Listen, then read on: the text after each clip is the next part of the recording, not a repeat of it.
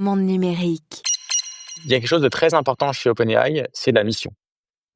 C'est pas une société qui est si jeune que ça, et finalement, elle s'est montée et c'est encore le cas aujourd'hui, autour de cette idée que, la technologie qu'on développe doit bénéficier, au plus grand nombre. Et donc tout ce qu'on fait aujourd'hui, que ce soit, pour le grand public, avec ChatGPT ou avec les entreprises, c'est vraiment tourné autour de cette mission.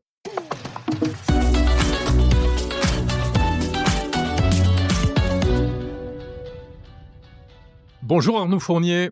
Bonjour Jérôme. Vous êtes le responsable du tout nouveau bureau, d'OpenAI en France, qui a ouvert en 2024.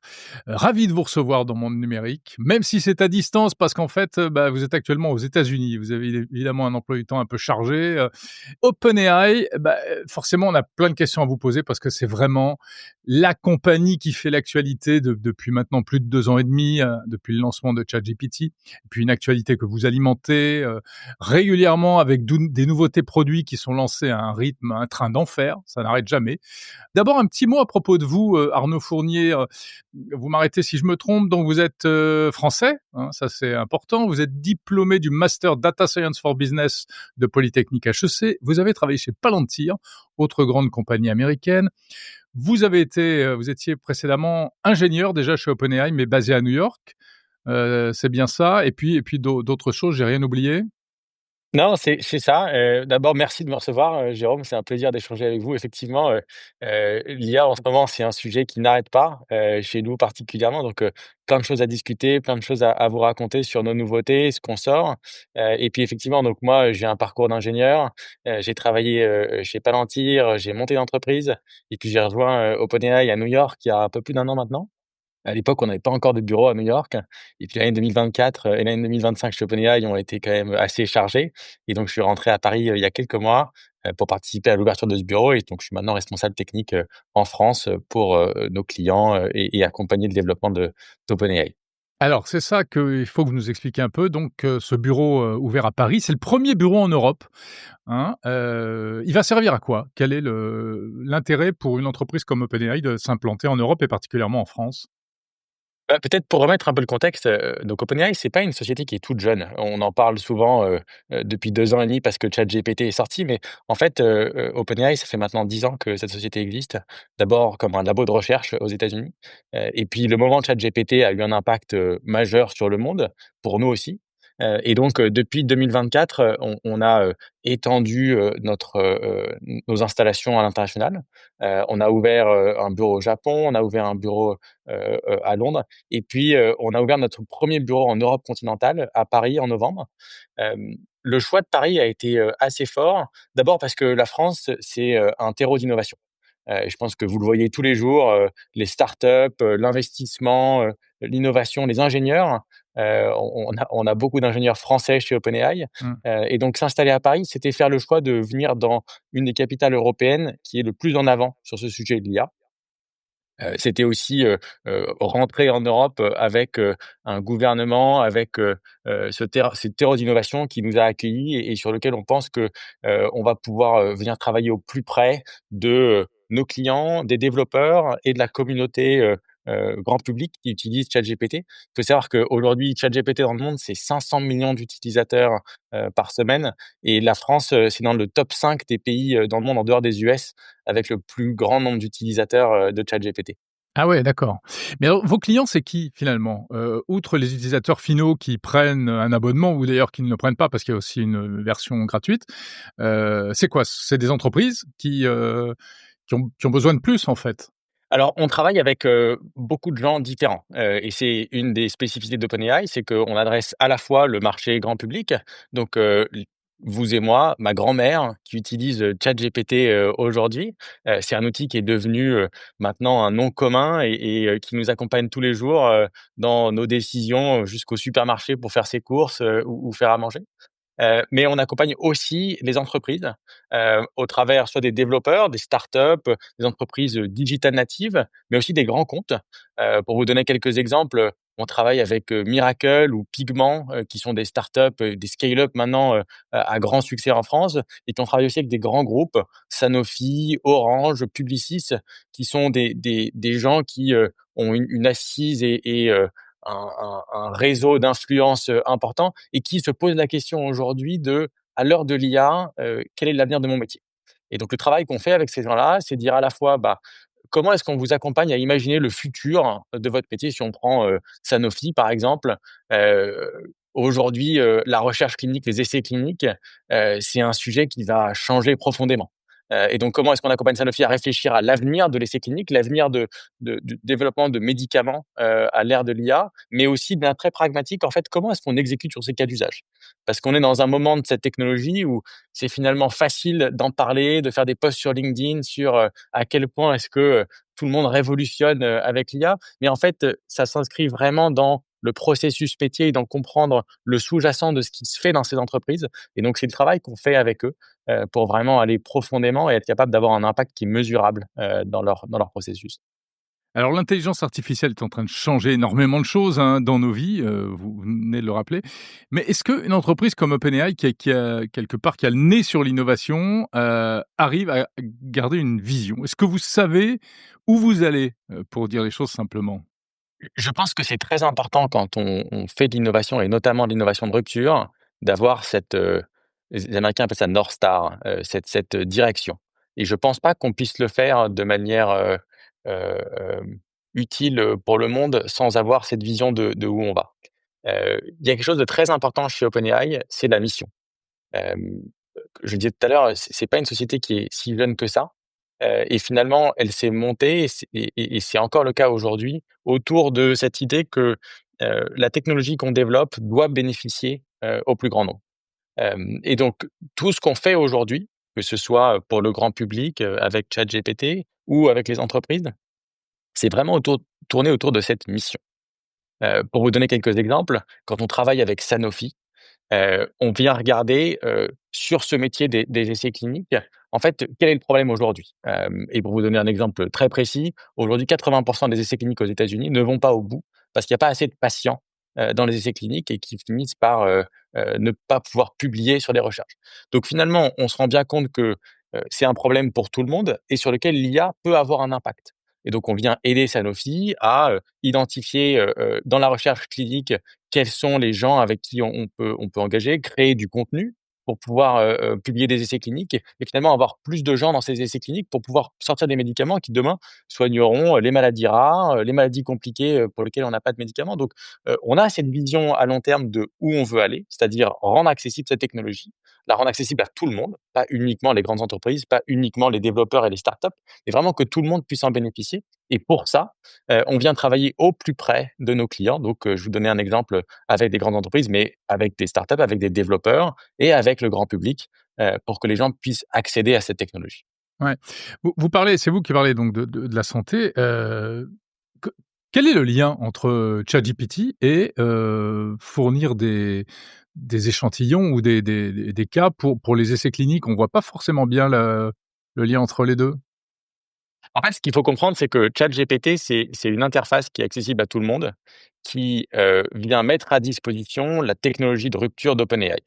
Hem Derrière ça, il y a, les modèles, qu'on développe et tous les outils qui viennent se mettre au-dessus de ces modèles. Donc, on développe, des API, on développe, des solutions, on développe des agents maintenant, on en parlera ensemble, qui permettent à tout le monde de mettre en place cette technologie au sein de son processus métier. Donc là où vous allez utiliser ChatGPT pour poser une question, pour créer une image, pour, interagir, avec vos questions ou vos problèmes du moment, les entreprises vont pouvoir utiliser les modèles qui sont derrière ChatGPT et les intégrer dans leur processus. Donc, si on reprend l'exemple de Sanofi dont je vous parlais tout à l'heure, finalement, ce que fait Sanofi, c'est qu'ils utilisent les modèles qui sont derrière ChatGPT, via ce qu'on appelle les API, donc une manière d'interagir avec ces modèles, pour les mettre dans leur processus. Donc, ils vont prendre, par exemple, GPT-4o, qui est un de nos modèles, et ils vont utiliser GPT-4o pour interagir avec la recherche clinique. Donc plein de documents qui sont aujourd'hui, partout sur internet pour avoir une réponse structurée sur, bah, qui sont les gens avec qui, on doit interagir pour ce nouvel essai clinique. Donc ça, c'est un exemple dans le cadre de, Sanofi, mais finalement tous les développeurs aujourd'hui peuvent utiliser nos API directement depuis notre site internet avec une carte bleue, et pouvoir, mettre l'IA à l'intérieur de leurs produits et de leurs services pour créer leur propre offre qu'ils vont pouvoir, mettre à disposition, de leurs clients.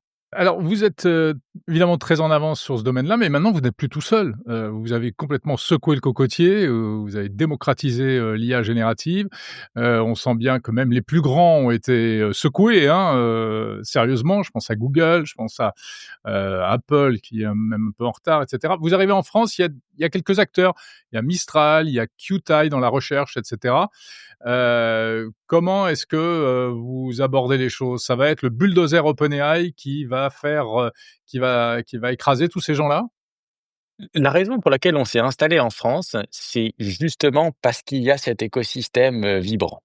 On serait pas ici aujourd'hui si, on n'avait aucun concurrent, sur le terrain. Je pense que dans un monde où l'innovation va si vite, c'est important, qu'il y ait un peu de friction. C'est important, qu'on ait des gens, qui nous questionnent et qui nous poussent, à développer, des technologies, meilleures, différentes, à améliorer, la proposition de valeur qu'on a pour nos clients. Le travail qu'on fait en étant en France, c'est pour assurer que les gains soient largement distribués pour l'écosystème français. Et quand je dis largement distribués, c'est qu'on puisse interagir directement avec nos clients, français, avec, vous et moi qui utilisons, ChatGPT, qu'on s'assure que nos modèles et nos offres fonctionnent dans la langue française parce que pour une entreprise basée aux États-Unis, c'était pas forcément, logique. Et donc le travail qu'on fait sur le terrain, c'est vraiment d'être au plus proche de nos clients, nos partenaires, nos développeurs, le grand public pour comprendre ce qu'ils font. Et on est très heureux, d'être dans cet écosystème vibrant, et je pense que ça fait d'OpenAI en France un peu le fer de lance, de notre installation en Europe, et du reste du développement, européen pour OpenAI. Alors je l'ai dit, vous avez, au fil des semaines, au fil des mois, multiplié les annonces, les nouveaux produits. En fait, il y a plein de versions de ChatGPT aujourd'hui, de GPT en fait. On s'y perd un peu pour tout dire. Est-ce que vous envisagez de rationaliser tout ça? Ça a été évoqué, je crois, à un moment par Sam Altman, qui a laissé entendre que peut-être, prochainement, il pourrait y avoir, quelque chose d'un peu plus unifié. Même si, et ça j'aimerais bien vous entendre là-dessus également, même si ChatGPT, sa particularité, c'est que c'est un outil à tout faire en réalité. C'est une bonne question. Alors je pense qu'il y a plusieurs éléments, là-dessus. D'abord, pour remettre un peu le contexte, on parle souvent d'une révolution, de l'IA. Mais finalement, il y en a plusieurs. La première, c'est, celle qu'on a vécue il y a 2 ans et demi avec la sortie de ChatGPT, donc une interface conversationnelle qui était une manière pour tout le monde d'interagir avec des modèles qui étaient jusqu'à présent, extrêmement techniques et réservés à quelques ingénieurs, qui connaissaient, cette technologie. Mais finalement, il se passe aussi beaucoup de choses aujourd'hui sur ce qu'on appelle les agents, sur, des solutions plus verticalisées, un peu plus spécifiques.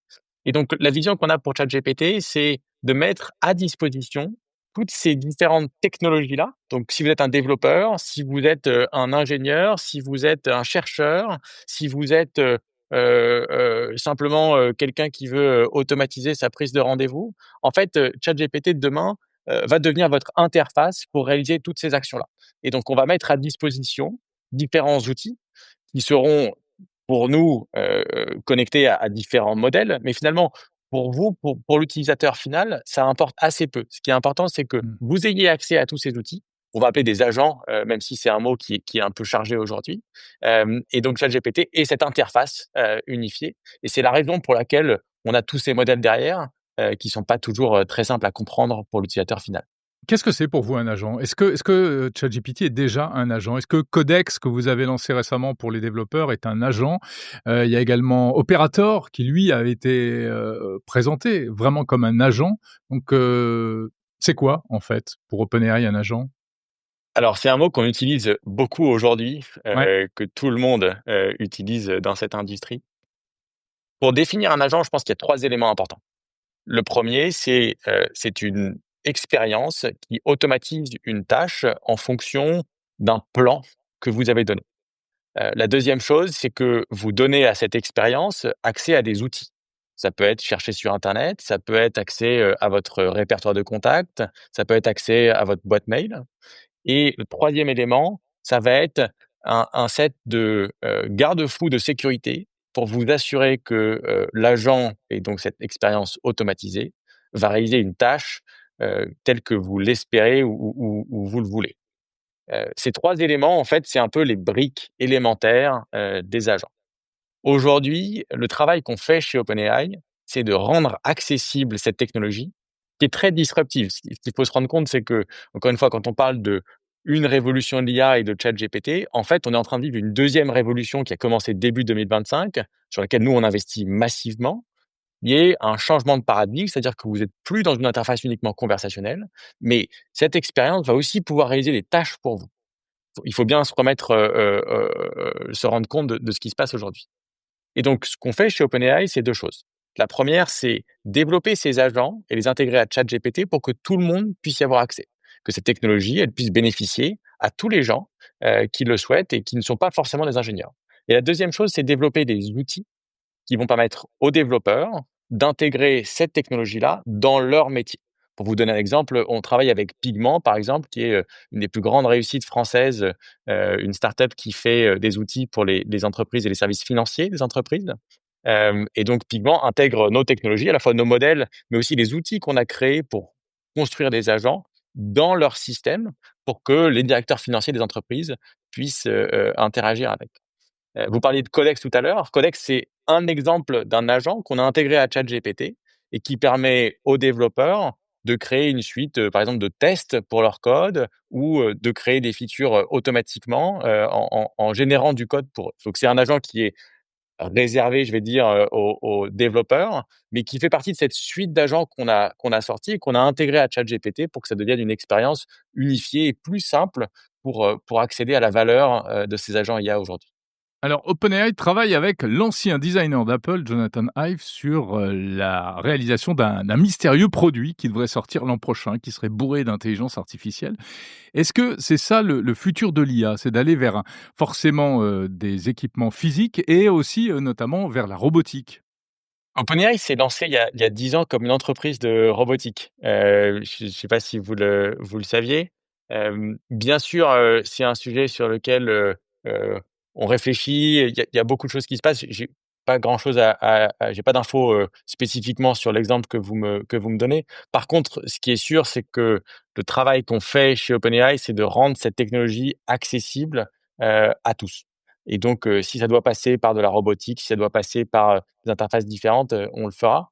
Aujourd'hui, on est vraiment, hyper concentré sur, ChatGPT, sur les modèles et sur donner des outils accessibles à tout le monde pour créer ces agents.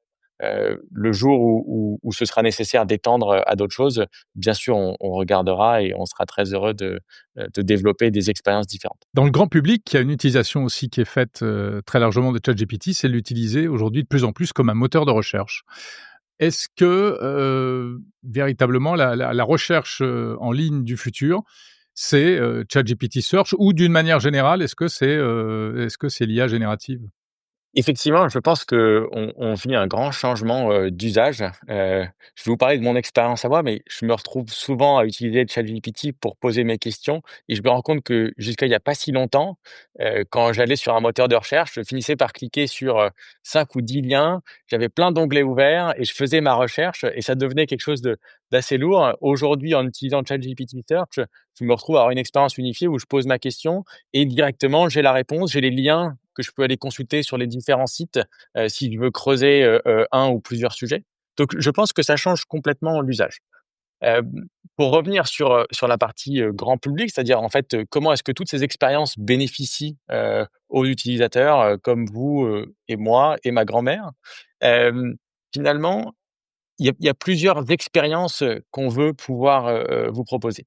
La première, c'est cet accès à la recherche simplifiée qui vient, vous rendre, une vue exhaustive sur un sujet que vous souhaitez. La deuxième, c'est, une suite, d'agents, encore une fois, donc Deep Research et Operator dont je vais vous parler, qui sont 2 expériences qu'on veut, rendre accessibles, à tout le monde. Donc Deep Research, c'est un peu, une version de la recherche sous stéroïdes. C'est-à-dire que, vous avez probablement fait dans le passé, et quand vous préparez ces podcasts, en fait, chercher sur un sujet pour comprendre qui est une personne ou un sujet pour avoir vraiment une vue holistique, de ce sujet-là, ça va vous prendre une journée, 2 jours. Mmh. Potentiellement, vous n'allez pas vous retrouver avec 10 onglets, mais 100 onglets ouverts et après vous devez, rédiger un rapport pour être sûr d'avoir des notes un peu exhaustives sur ce sujet-là. En fait, Oui, oui, Deep je l'ai testé Research. sur ce sujet-là, sur le podcasting et effectivement, le résultat est incroyable. Voilà, donc Deep Research, en fait, c'est un agent qui a accès, aux outils de recherche internet et qui a été spécifiquement entraîné pour vous permettre de rédiger un rapport automatiquement sur un sujet que vous voulez creuser. Et en termes d'expérience utilisateur, moi, je me retrouve souvent sur mon vélo à me dire: «Ah bah, en fait, j'ai envie de creuser ce sujet-là, bah, je vais faire, une query Deep Research» et puis j'arrive chez moi et en fait, j'ai un rapport d'une dizaine de pages, Mmh. sur ce sujet que je peux lire et qui, en fait, me donne tout ce que je dois savoir en 10 minutes, sur un sujet que je veux creuser. Et le deuxième, c'est Operator. Donc Operator, c'est, une nouvelle manière d'interagir avec, des systèmes et avec internet. Pour vous mettre un peu de contexte, en fait, jusqu'à présent, si vous vouliez interagir avec un système externe, il fallait développer des connecteurs spécifiques. Donc, quand, un utilisateur voulait, automatiser, par exemple, la prise, d'un rendez-vous chez le médecin ou la prise d'un rendez-vous ou d'une table dans un restaurant, il fallait être ingénieur pour développer un outil spécifiquement pour ça. Aujourd'hui, Operator, c'est un agent qui est capable d'interagir directement avec un navigateur internet. Ce que ça veut dire, c'est que vous n'avez plus besoin d'être ingénieur et de coder pour pouvoir automatiser vos processus. Vous pouvez simplement expliquer en langage naturel et via un navigateur, vous allez voir, et c'est visuel parce qu'on l'a intégré avec cette interface visuelle, vous allez voir un agent IA venir faire la tâche pour vous. Il va vous poser des questions à des moments clés, notamment si vous devez vous authentifier sur un système ou si vous voulez faire une action qui est sensible. Mais en fait, il va automatiser cette tâche pour vous. Et donc ça, c'est deux choses qui sont, je pense, assez nouvelles, et qui montrent bien que ChatGPT est en train de changer de cette interface uniquement conversationnelle vers une expérience beaucoup plus unifiée, et les chiffres parlent d'eux-mêmes. L Récemment, on a passé la barre des 1 milliard de messages par jour, envoyés sur ChatGPT. Donc on se rend bien compte que ça devient finalement une interface, de plus en plus importante, pour les gens qui l'utilisent. Jusqu'où, Arnaud Fournier? Jusqu'où, est-ce que, le Graal, l'objectif, c'est, comme c'est souvent, évoqué par Sam Altman, donc le CEO d'OpenAI, le Graal, c'est la fameuse AGI, l'intelligence artificielle, générale, dont on dit, enfin, voilà, votre CEO aime bien dire qu'on n'en est pas très loin, ça arrive bientôt, et cetera. Est-ce que c'est vraiment pour bientôt? Et ce sera Je quoi? pense que je pense que quand on parle, d'intelligence artificielle générale, il faut comprendre ce qu'on veut dire derrière. Mmh. Et donc, il y a à la fois, la capacité et la compétence des modèles, mais il y a aussi l'interaction avec le monde. Je crois que c'est Sam Altman qui avait dit un jour, on développera pas l'intelligence artificielle générale par, une interface de commande, qui est sur une boîte de commande toute noire, pour les développeurs. Donc je pense qu'on atteint aujourd'hui, avec les modèles qu'on a, des capacités, technologiques, probablement qu'on n'aurait pas imaginé il y a 10 ans de ça. Ou en tout cas qu'à titre personnel, j'aurais pas imaginé il y a 10 ans de ça. Je pense par contre qu'on a encore beaucoup de travail à faire sur comment est-ce qu'on rend ça accessible, aux développeurs et au grand public via ces interfaces. Donc via ChatGPT, via, ces expériences, ces solutions, qu'on donne aux développeurs pour qu'ils l'intègrent dans leurs outils. Le point, sous-jacent que vous évoquez ici, c'est, l'impact que ça va avoir pour nous. Mmh. Et je pense que c'est une très bonne question et c'est un point, qui est important sur lequel réfléchir. Notre vision chez OpenAI et la mission pour laquelle on travaille tous les jours, c'est que cette technologie, elle puisse, améliorer et accélérer et les Américains diraient empower, les gens et pas les remplacer. Et on travaille, de manière très explicite pour ça, pour augmenter, pas pour remplacer les capacités humaines. C'est la direction qu'on prend et quand on développe nos outils, c'est comme ça qu'on les teste, qu'on les valide. On a ce modèle de développement itératif, assez rapide où en fait, bah, on lance des choses, en ce qu'on appelle, heu, research preview donc en test qu'on donne, au monde et puis en fait on apprend de ça. Je pense que le monde va voir beaucoup d'évolutions dans les prochaines années. mais je suis très optimiste et assez excité de voir comment cette technologie va nous permettre, d'avoir des retours, très pragmatiques. On parlait tout à l'heure de la santé. Je suis sûr que demain, on va pouvoir développer des médicaments qui seront beaucoup plus spécifiques pour des maladies rares, qui seront beaucoup plus rapides à mettre sur le marché, qui étaient des choses qui, jusqu'à présent, étaient difficiles à faire et coûtaient beaucoup d'argent, pour les entreprises.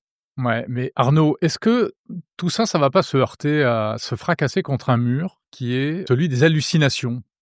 Alors on adore, ChatGPT, mais on se heurte quand même assez souvent à ce problème des hallucinations. C'est-à-dire que l'IA ne nous dit jamais qu'elle ne sait pas.